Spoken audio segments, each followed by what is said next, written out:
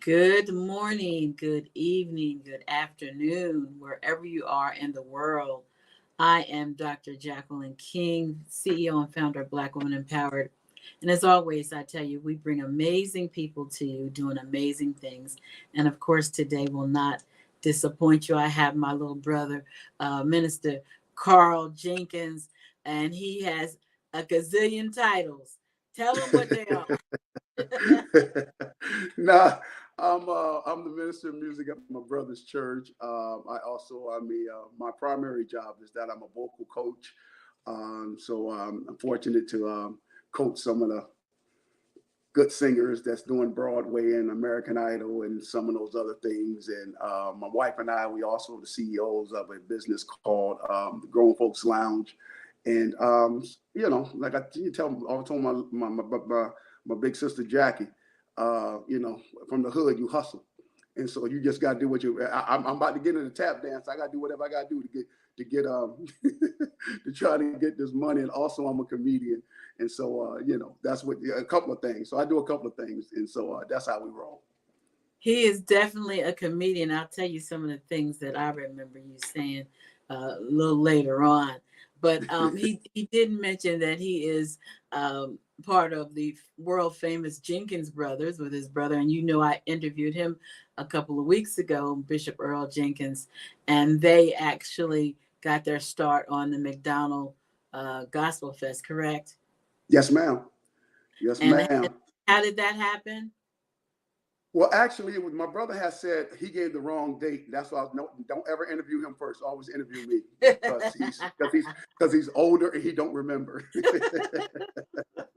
So we won. We entered the Gospel Fest in 1985. It was called the McDonald's Gospel Fest, McDonald's Daily News Gospel Fest, and we entered in 1985 and we won. We made it to the semifinals, and then in 1986 we re-entered. And we won first place, which was a recording contract with Savoy Records and to perform at the Apollo and to perform at, what was the other one? Carnegie Hall over in New York. And so that's what really got our career started. We signed with Savoy Records and became gospel recording artists.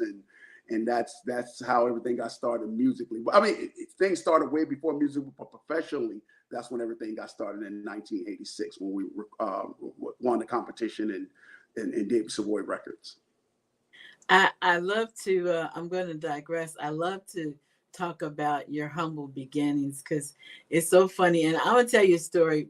You told me, you probably don't even remember telling me, but how you used to go to lunch and you had your food in a garbage bag and you would spread it on the spread it out and put your food on the garbage bag. Is that right? Oh, yeah. Listen. When you grew up in the hood, man, people always say there was the projects and then there was the hood. Now, we didn't grow up in the projects, the story. We grew up in the hood, and the hood was a little more controlled. You know what I mean? And it was like a village raising all the kids. But my mom would pack those lunches, man. And when it came down to lunch, you ain't had to take it out the bag. You rip that bag and you spread that bag out. and you put that food like it was a plate. And people used to be like, bro, it's a bag. Why are you trying to? I'm like, listen here, man. I'm listen, that peanut butter and jelly sandwich, what? What? And them spam sandwiches? You kidding me? Man, look, man. Don't go back to spam. See, nobody want to talk about the spam and the bologna. Nobody want to talk about that. Me and my fiance was just talking about that, why we don't eat spam to this day. Oh, absolutely. I can't even look at the can. The spam, I don't even know what they put in it, but when you was little, you didn't care. It was meat. In our head, you know what I mean? It was meat, and back in those days, it was really about survival. You know what I mean? I thank God for them pork and bean days and the ketchup sandwiches and all that. Our kids nowadays, they bougie. They don't even know what it is. They don't even know what it is to live in an apartment. At least my children don't. Right. Yeah, mine don't. They grew up in a house. Right. You know what I mean? And they all privileged and all this stuff, but it's all good. I wanted that. But us growing up, it was a whole different world, man. And we had to make our world. So opening that bag up, man, that was my dinner plate. Yeah. You remember the Vienna sausage? What?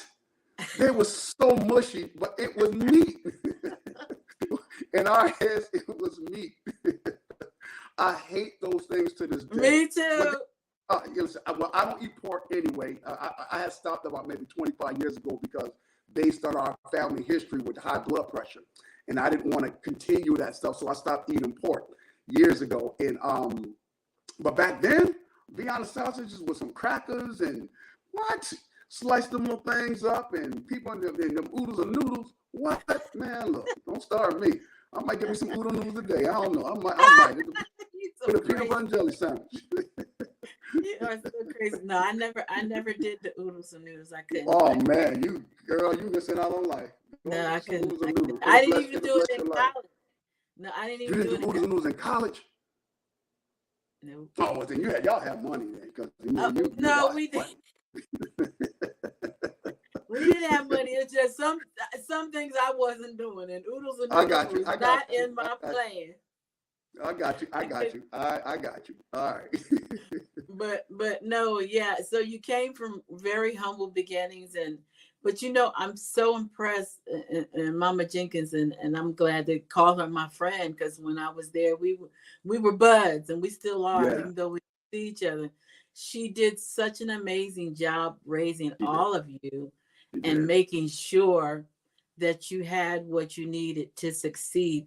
Talk about that, because nowadays it seems like not everybody, but some of the mothers, they make excuses for not having what they need at the time.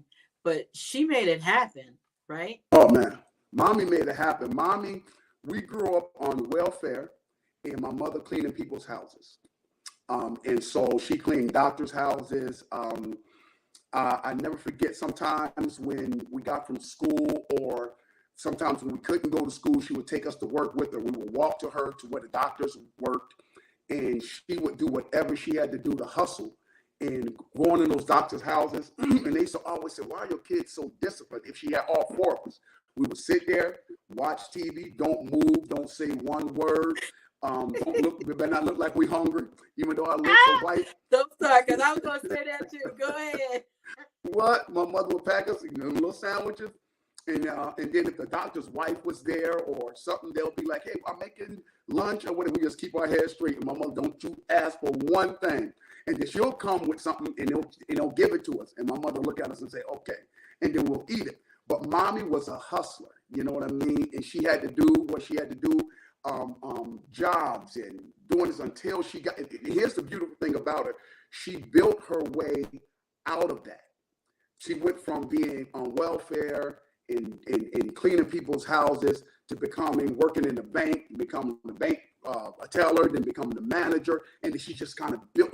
And I saw that with the grit that she had, and that's why to this day that my brother and I, when we start businesses and do certain things, it's our mom. You know what I mean? It's like you may start one way, but it's you determine how you're going to finish. So Mommy established that when us, in our early age, and when we just saw her life. And people talk about generational curses, but these are generational blessings. Right. And I might be coining it something that no one has ever talked about, but it is, because you saw your mother work her way up. Your kids are seeing you, and your oldest daughter is very successful, and that's a generational blessing. Would you agree? That's right. That's right. That is, you're on 100%. And you know what's crazy, Mommy, because a lot of times, even when it came down to my mom, my brother, when he took my mom and when he built his home, it was one of our dreams to put my mom and live with us and all that. But he was the first to build his home, and it got my mom in there. But it was because my mom would work, but she was content, because old school is content where they were. She wanted to stay in the hood, and we was like, nah, bro, you got to come up out of here. You know what I mean? No. But it wasn't that, because when it comes down to, like you said, generational curses and generational blessings, we got to the point where we became a blessing that can bless her to get out of where she was. You know what I mean? So and so once we told my mom it's time to go, because when I got married 33 years ago, We lived in Brunswick and Somerset, and nice place. But when I got married, I was like, I'm done with not my hometown, but where I came out, where I was born at. I had to move to a different area and experience a different life. So I wanted my children to see that. We wanted to start a whole new generational of not so much wealth, but a progression, you know? And so it goes back to what you were saying, sis. Same thing. And so it's a generational blessing as opposed to I looking at it as a generational curse. But we had to determine that's what we wanted to do.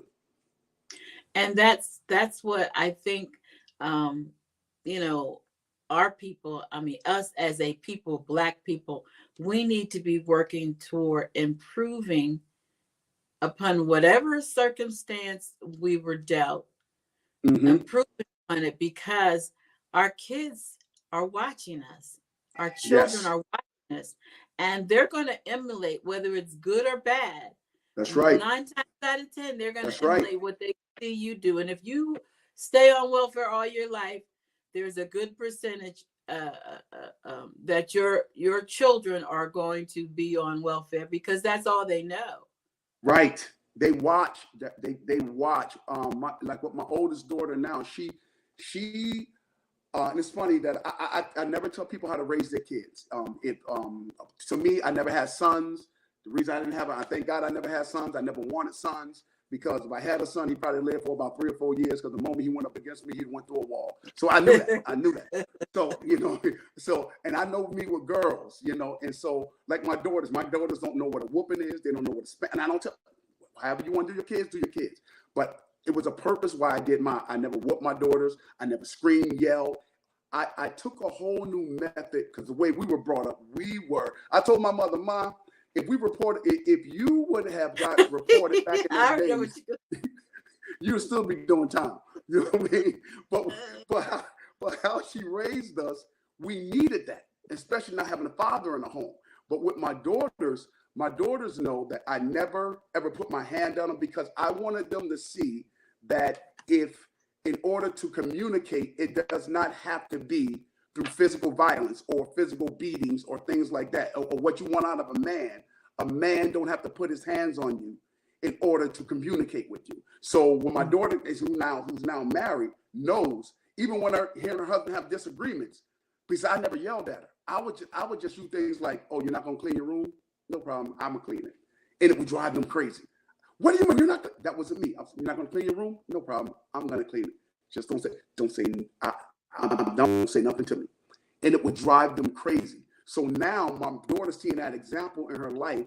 When she got married, her thing was like, "Yo, if you're not coming like my dad, I'm not used to getting yelled at. I'm not used to getting screamed at. Nobody put their hands on me. If you can't communicate or talk to me, you're not the one for me." And she has a great husband, but it was all because she watched and what was displayed to her. That's what she wanted in her life. So kids watch, So to me, it's important to make sure that we become the example of what we want them to be. And I like that. And you know that you and my son are friends, and y'all hang out. But Eric will tell you, Eric say, Mom, he said he got beat for breakfast, lunch, and dinner. That's what he said.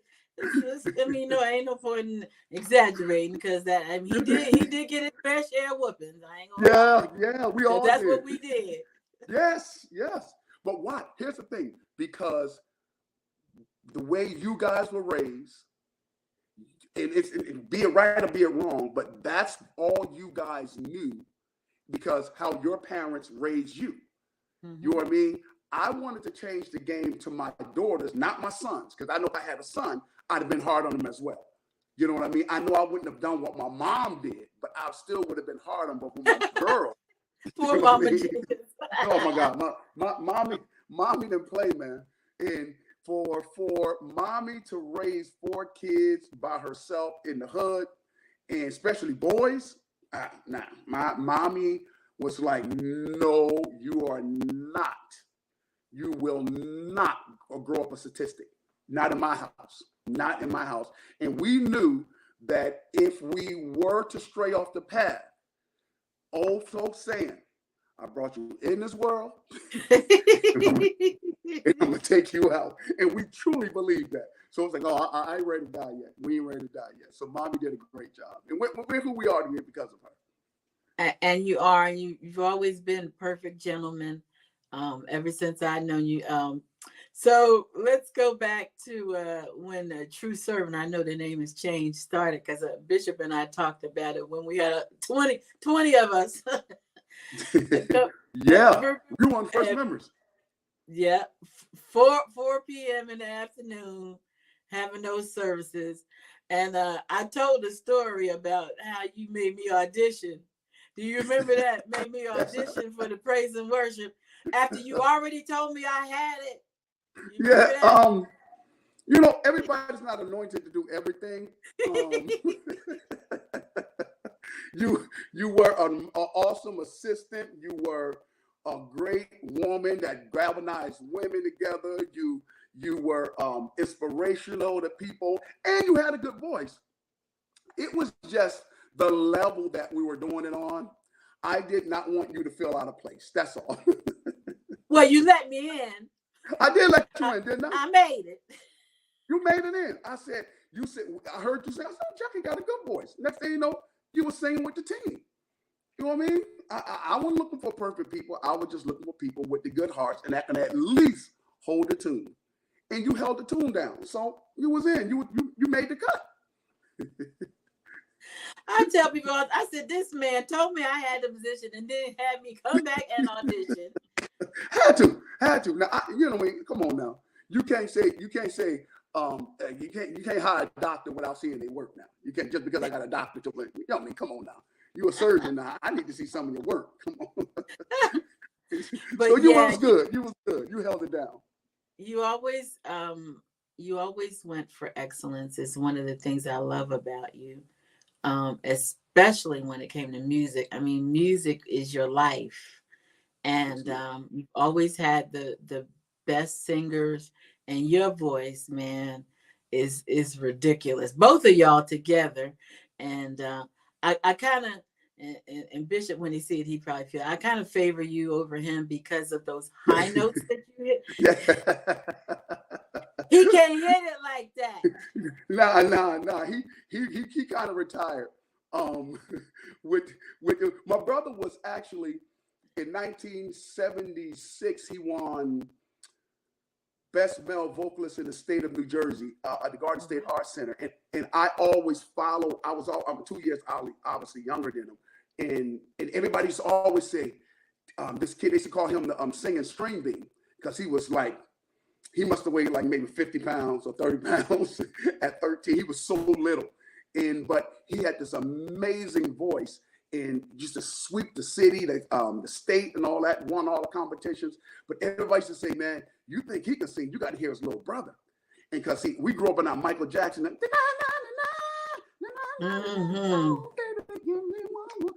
We grew up in that era. So I imitated Michael Jackson growing up, all the dance moves and all that stuff. And I had this really, really high voice. And that being said, with my brother singing, and now that when we sing now, my voice as a man, it has changed, but thank God I still had the ability to keep my high range, but in more in a falsetto though. And so as a vocals coach, and I had one of the best vocal teachers in the world, he taught me how to preserve my voice and different things like that. But I'll be bringing my brother out of retirement a lot when we have to do shows and concerts and stuff like that. And, you know, so he be having his moments where he come in and think he Luther and come in doing this little thing and this little woo, woo, woo, woo, woo when he's singing and all that stuff. But it's all good. Yeah, you guys are really amazing. Your album, the one that has "What a Friend We Have in Jesus," which you know is my favorite. You want to sing that before we go off? But you just have really, you guys have really changed the game with harmony. A lot of people don't understand harmony and how to make it work. You know this. It's not that easy. No, it's not. It's not. So how did you perfect it? You know what's crazy? My brother and I, we wanted to be a little different because when we grew up, duets were hot. You know, you had Peaches and Herb. You know, we grew up under, I mean, we were Broadway kids and off-Broadway kids, but our main thing that people don't know, we grew up on the classical music, jazz, not so much R&B, but classical music and jazz, because I was our vocal instructor, and gospel, obviously. And we followed a lot of R&B singers like Peaches and Herb, Donny Hathaway and Roberta Flack, all these people in duets, but it wasn't a lot of men duets out at the time, but only in gospel, the O'Neill Twins, you know, and stuff like that. And so we would hear them, never let a day go by without praising his name. You know, so those people, we used to listen to their harmonies, and you had a whole lot of groups, 4 and 5, the Clark sisters, the Winans. So you had 4 and 5, but nobody really had the you know, that harmony. Now, as the years went on, you kind of caught it. But our thing has always been because of, it's something about family sound, because you have the same sound. But if we can match that harmony wise to make it sound like one voice, that's how we specialize in our harmonies, to make two harmonies sound more like 4, but it's really just 2 because of being accurate in the cleanness of doing it. So that's what we try to bring to the game. So, and it worked for us a little while. So I remember when you were ordained minister, I know that you really tried to fall back into music all the time rather than do straight ministry. So are you embracing the ministry part now, or you still kind of? You mean what part? You mean for like in preaching? Yes. Absolutely not. I didn't. No. My ministry, it's not what I did not want to do. The God called my brother into pastoring and ministering. Now, my pastorship is for the people that's under me musically and production wise. That's what I pastor in. It's not to sit up there, not that I can't preach. A lot of people try to get me to preach at their church, and I do a little bit this once in a blue moon, but that's not really my ministry. I can do it. The whole, tell the Lord. I ain't fooling with you. You know, listen, we do all that stuff, but my calling was into music. You know what I mean? And that's where my ministry is, to whereas I can do whatever I need to do through the different styles and forms of music. So that's where, you know, where I flourish in, and I'm cool with that calling. I'm good with myself with that. I'm not looking to stand in nobody's pulpit and declare the word of the Lord as on tonight. No, we're not doing that. You know, your voice is so anointed. A lot of people don't understand that. When you do praise and worship, it's really, really, I mean, you take people to the throne with your voice. And so God has given you such an anointing to be able to do that. Talk about that a little bit and how that, you know, when the Bible talks about David, it talks about David was a skillful musician. And one thing that I had to learn, and I thank God for my vocal coach, is to become what you perform. So when and this was way before, I've always been in church, but I understand because as much as we talk about it, when people sing in church, it's still a performance. And the key thing is being an anointing, being just the awareness of the spirit, and to know where God is moving, and to be able to move with God, not to move God.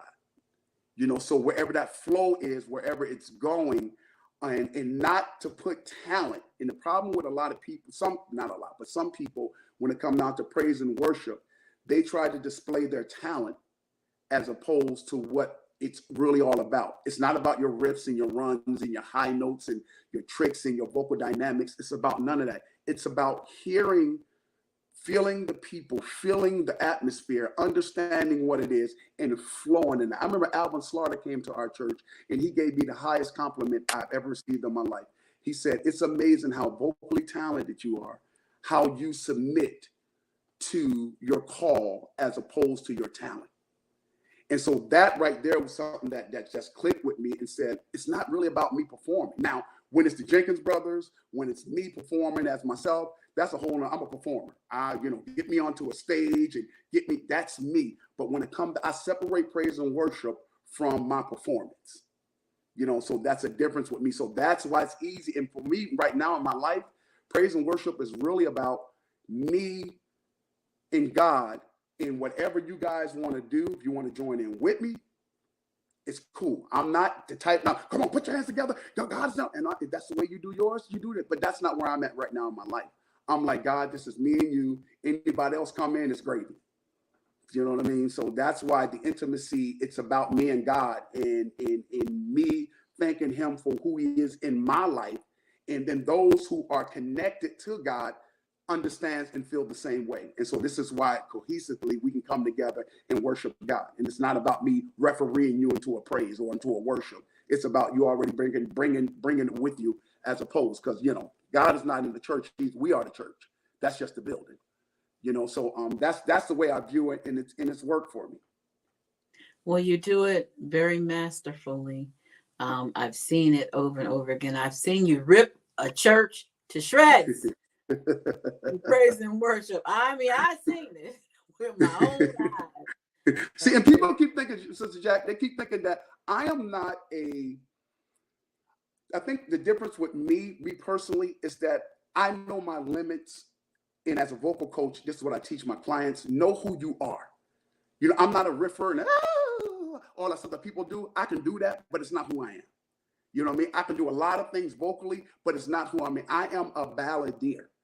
You can put me at a piano, stand me on the stage, just play a straight piano, and I will ooh-wee you all night, because I am a balladeer. I grew up under Luther. I mean, listening to Luther. Forget the gospel artists. I always grew up under that. But I studied the voices of real singers: Luther, Peebo Bryson, Teddy Pennick, all those guys. I studied and listened to the quality of their, as I call it, nowadays everybody uses auto-tune, but these people had these preamps in their voice where the soul of their sound was good. And I'm just naming some of the R&B artists, but the gospel artists, the Daryl Coleys, and the people of that caliber, the Edwin Hawkins, their range and ability and power when they sung was unmatchable. I can't do that stuff, but I can do what Carl can do and take what they do and put it in a way that I can perform it. You know, and that's the difference, I think, with singers today, is that if you are who you are, your audience will love you. They will follow you. They will appreciate it because they like the authenticity of who you are and not what you are trying to imitate or become. Well, you've done a great job of all of that. So talk about let's talk about the comedy club. So, okay. I mean, because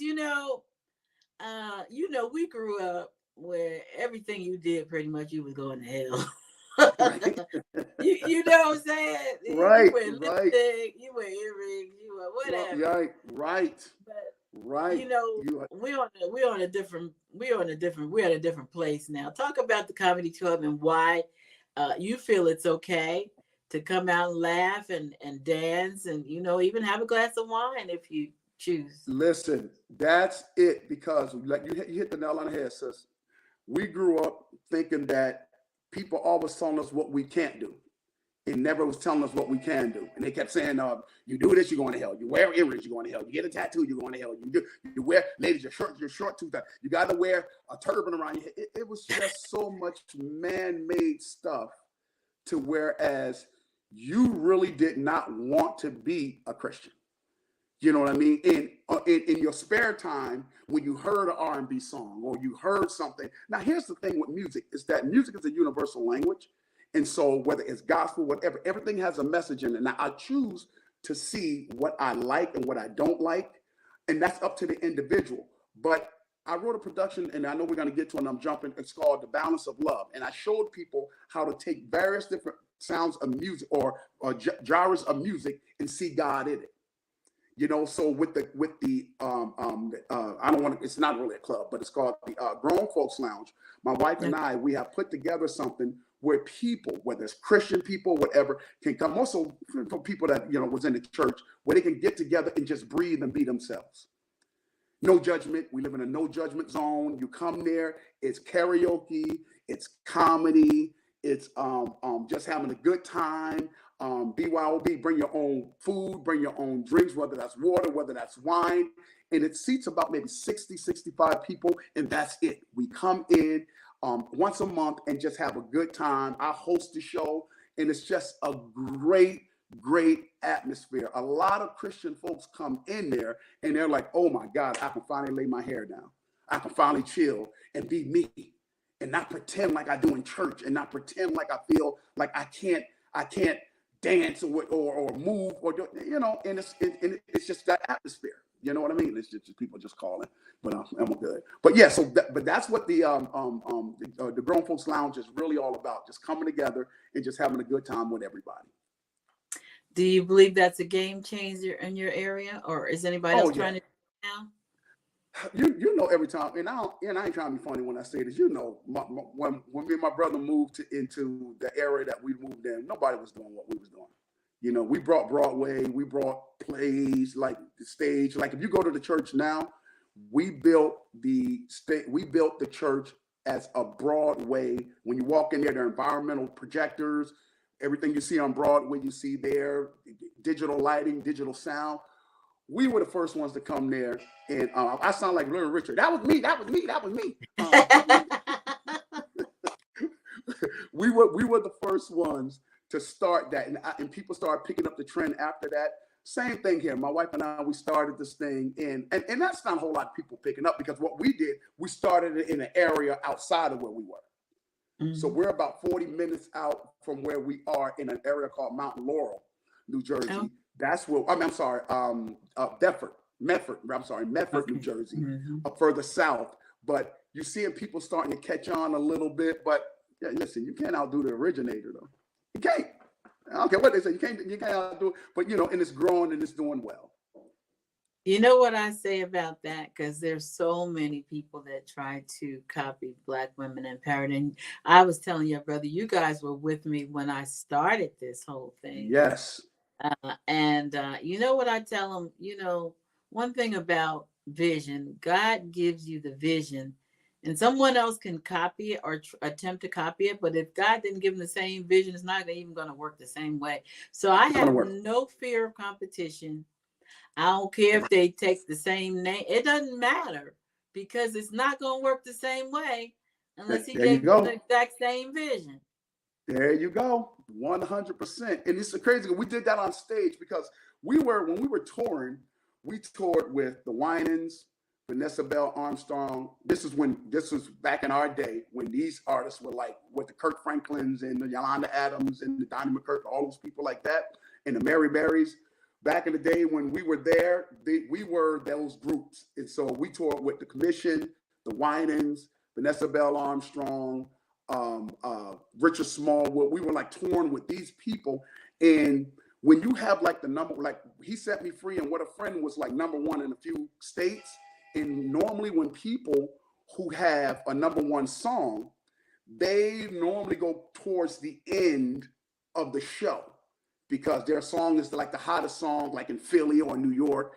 But when you have iconic people like Commission and the Winans going on before you, oh no, let me tell you something. You better know what you're doing when you get up after them, especially as new artists. And I never forget one time we were in Philly and Commission went on before us. Now we would normally open up, even with our hit songs, we would normally open up. But they put Commission on in front of us. And let me tell you something. Them men lit that stage up. It got to the point that it was so bad, when bad meaning so good. They asked for an encore. But one thing about me and my brother, we were always competitive, and not to compete against. I competed against myself, and my thing was when Commission went on that stage and they killed one thing. I went back to the band. I said, "Here's what we're not going to do. We can't go on that stage trying to outgroove what they did." I changed the whole entire show and said, "We're doing all ballads." And they just looked at me. I said, "Just follow our lead." We went out there. We did the Lord's Prayer. We did What a Friend We Have in Jesus. We did a whole worship thing. The place was laid out because we were who we were. In talent-wise, we couldn't match them.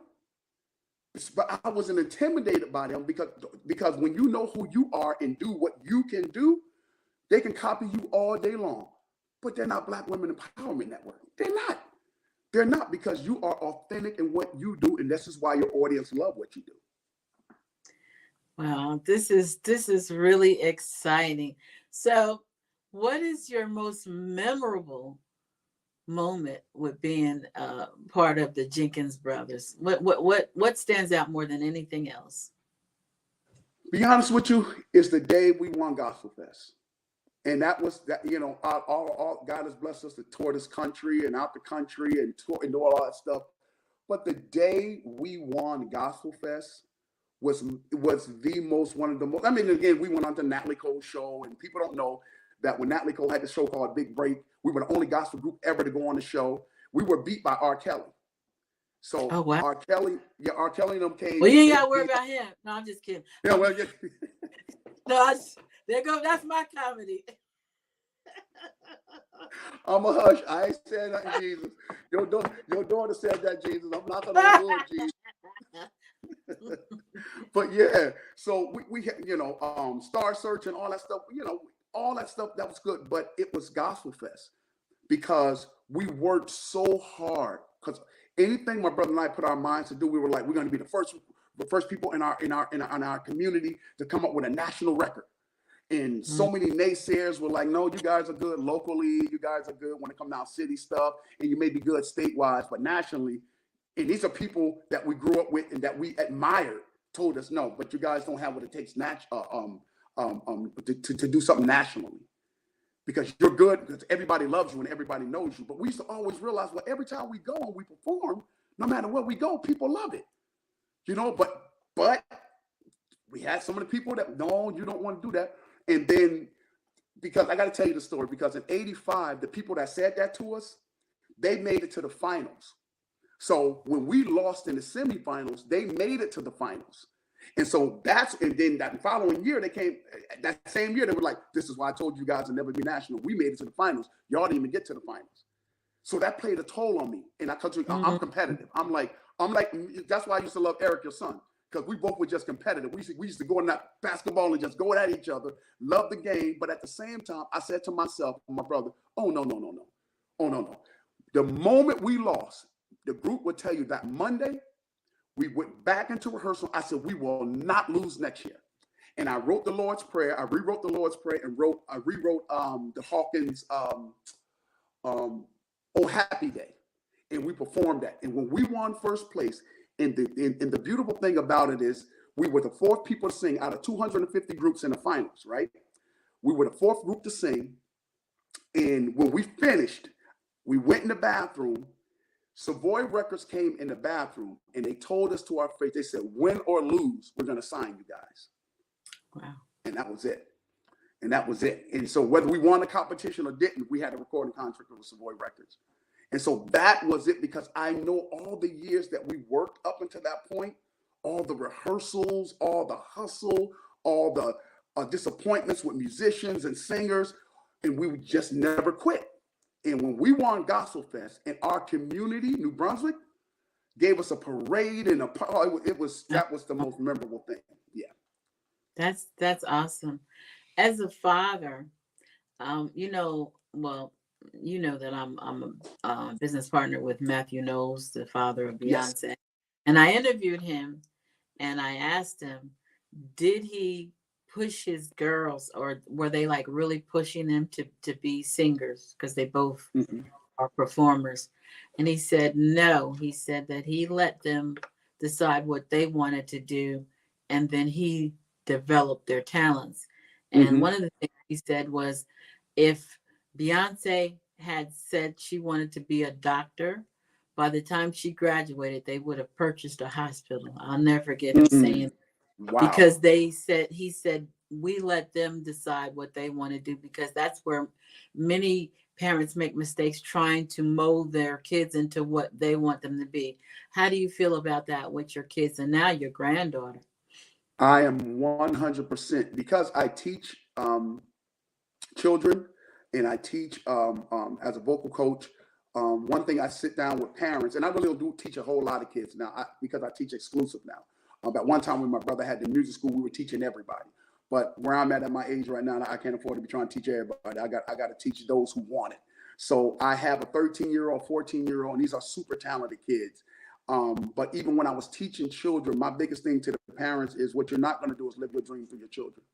Because if they don't want to play piano, why are you making them play piano? Because you want to play piano. You know, you're actually living between. They don't want to play piano. He wants to play the drums. She don't want to act. She wants to sing. So why are you putting them into stuff? And so I took that. So with my daughters, both of my daughters, my granddaughter, my youngest daughter, and my oldest daughter are all amazing singers. And my granddaughter, the 3-year-old, oh, she's a beast vocally.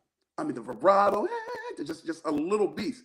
But my oldest daughter, who does all my studio work, that travels with me, that sings background with me, she has one of the most beautiful voices, but I never pushed her to sing.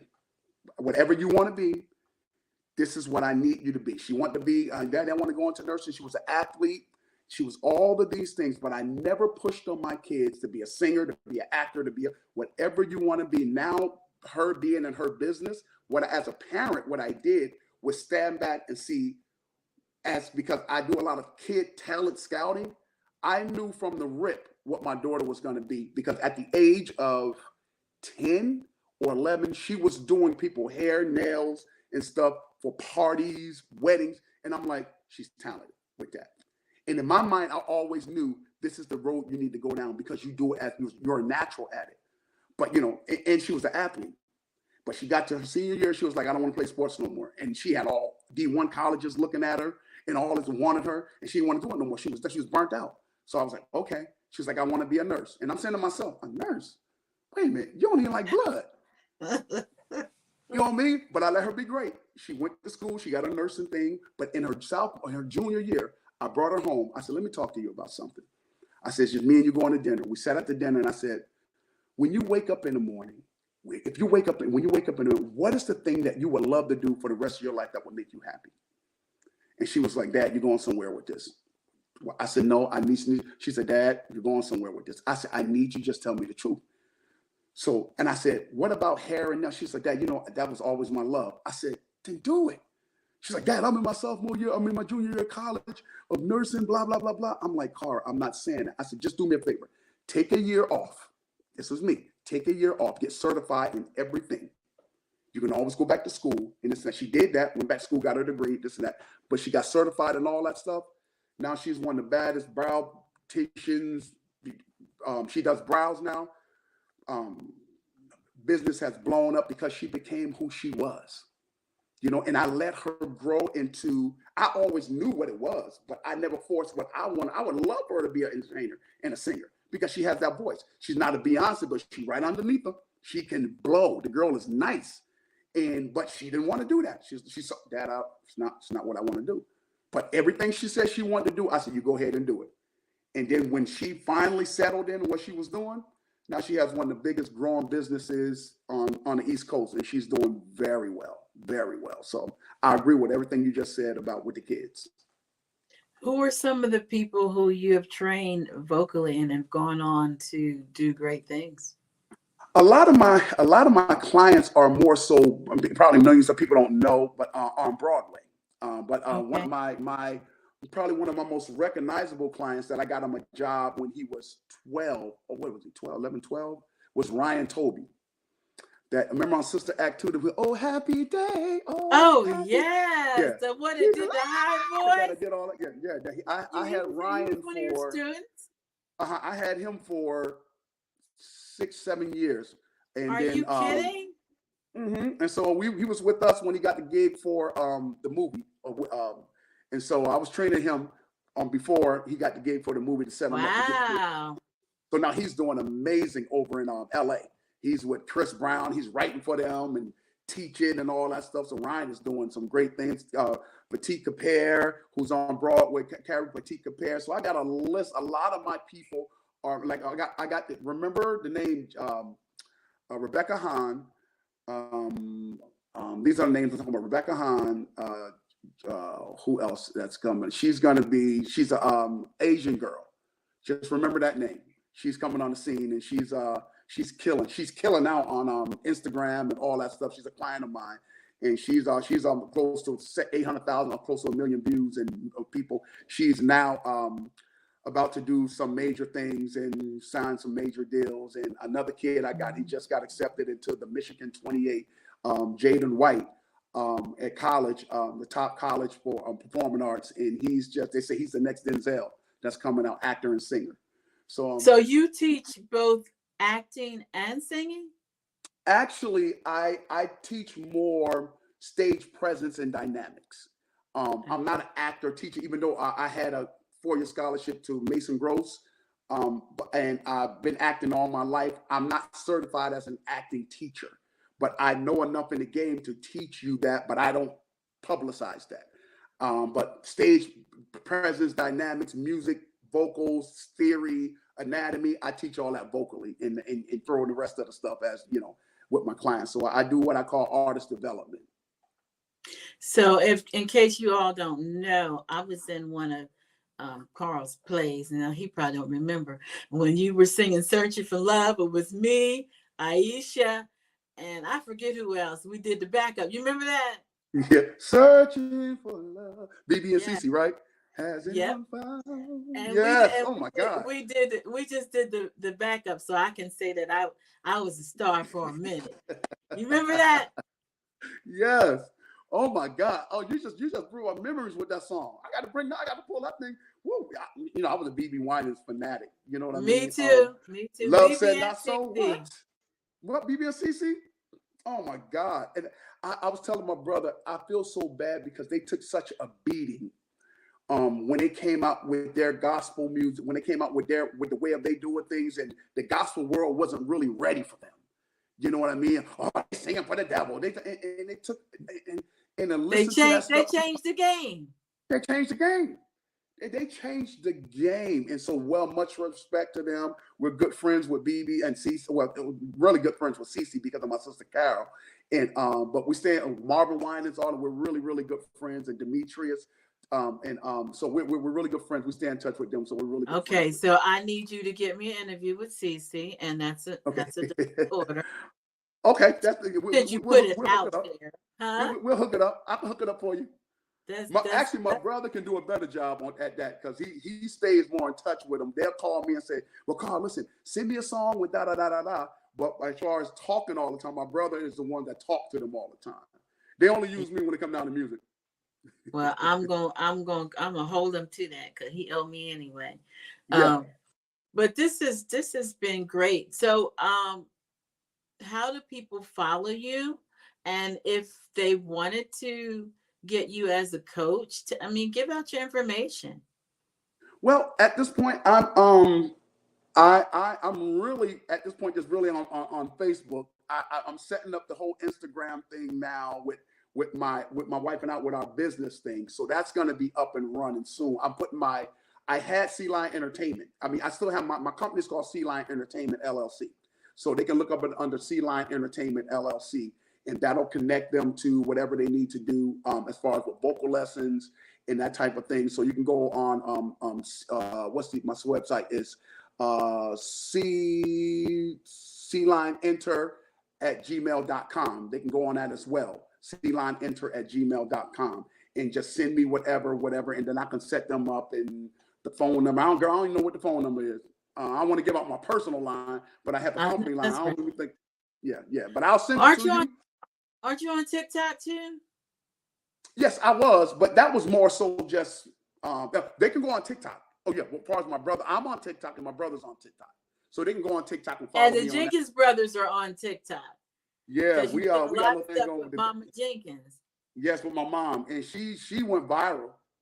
I know. Me and my brother was doing well. I've shared her, and I've shared y'all, and I know how it goes viral. You know, I steal your videos and repost them. They love mommy. The TikTok love mommy. Mommy be like, look where he brought me from. Oh. And she get the head going. And y'all get the head going. I said, okay, they doing old school on me.